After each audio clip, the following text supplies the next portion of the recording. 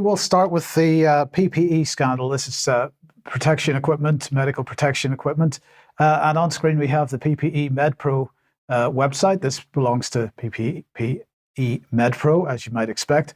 And of course, they received £200 million or so in government contracts during the COVID pandemic. Now, why is this a scandal? It's because Doug Barrowman owns, or at least is a director of the company, and his wife, the Tory peer, Michelle Mone, they are accused of some kind of corruption, perhaps, in getting that contract in the first place.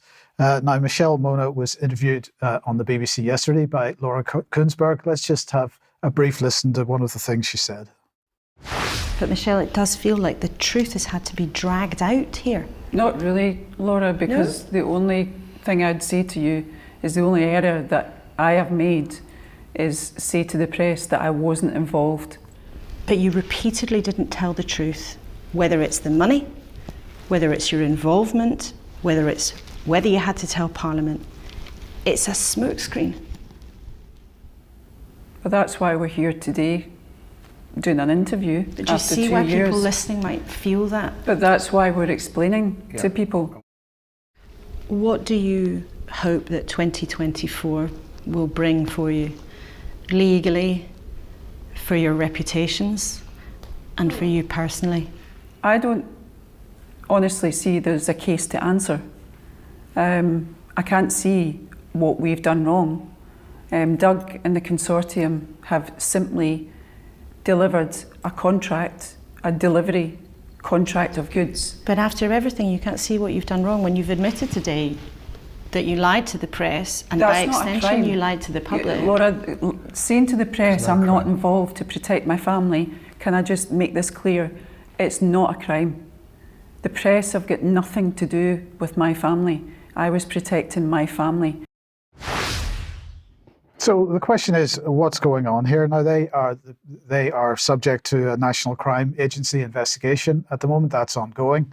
And of course, she has absolutely denied that she had anything to do with the procurement of this contract. So in 2021, the UK government published this document, PPE procurement in the early pandemic, and this came in response to a Freedom of Information request by the Good Law Project. And they made public of all the companies that were awarded contracts via what was called the VIP lane. Well, if we just have a look at the documentation here, we'll just look at the P's. Routes used to identify suppliers in the high priority lane.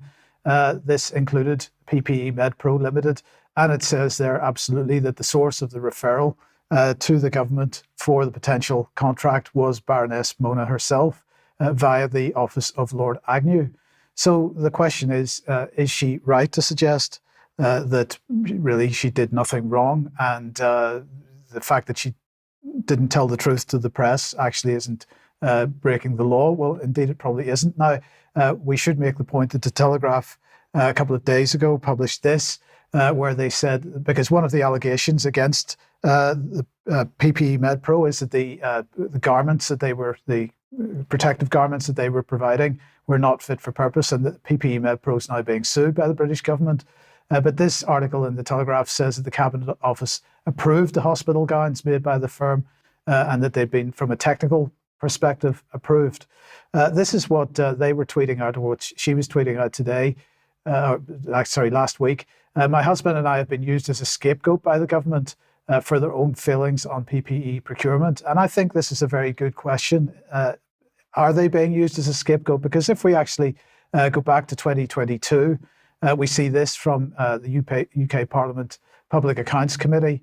£4 billion of unusable PPE bought in the first year of the pandemic will be burnt to generate power. And if we look at some of the text on this, they say the Department for Health and Social Care lost 75% of the £12 billion it spent on PPE in the first year of the pandemic. So we're talking about a £120 million or a £200 million contract in the case of PPE Medpro, which seems like pretty small beans compared to the loss of 75% of £12 billion It goes on to say, including £4 billion of PPE that will be not be used in the NHS and needs to be disposed of. One of the points that she makes is that the DHSC bought PPE on contracts for 5 years, knowing full well that, in fact, its shelf life was 2 years, so there's no possibility of them using all that PPE in the time. And this goes on to say, in a report today, the Public Accounts Committee says that as a result of the DHSC's haphazard purchasing strategy, 24% of the PPE contracts awarded are now in dispute, including contracts for products that were not fit for purpose, and one contract for 3.5 billion gloves, where there was an allegation of modern slavery against the manufacturer. So clearly this is an extremely dirty business from start to finish. And I just wonder whether the PPE Medpro scandal is being used as a cover or diversion. Well, that would certainly make sense to me. Of course, the whole pond around COVID and the pandemic was dirty, where nobody really knew what was going on as these things were brought in almost overnight with no proper parliamentary debate. Now what they need, of course, is a scapegoat in order to try and take the heat off the whole of the government Westminster system, which did the damage. So I think you've got one more No, to do. it's okay. Oh, you've moved through that one. Go on ahead. Right. Well,